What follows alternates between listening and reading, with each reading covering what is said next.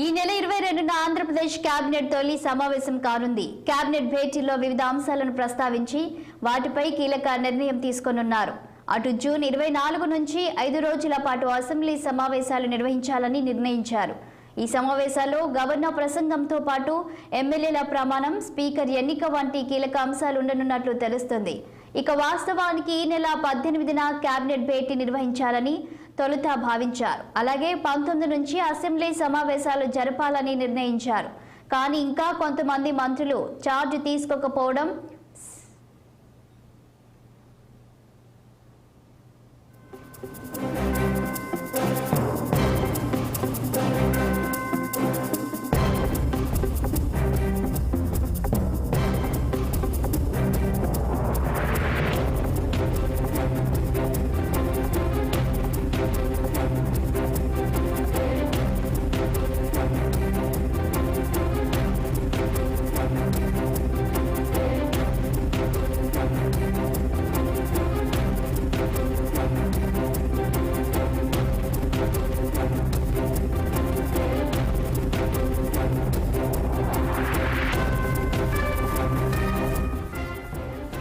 కానీ ఇంకా కొంతమంది మంత్రులు ఛార్జ్ తీసుకోకపోవడం, శాఖల వారీగా నివేదికలు తయారు చేయడానికి సమయం పట్టే అవకాశం ఉండడంతో షెడ్యూల్ను మార్చారు.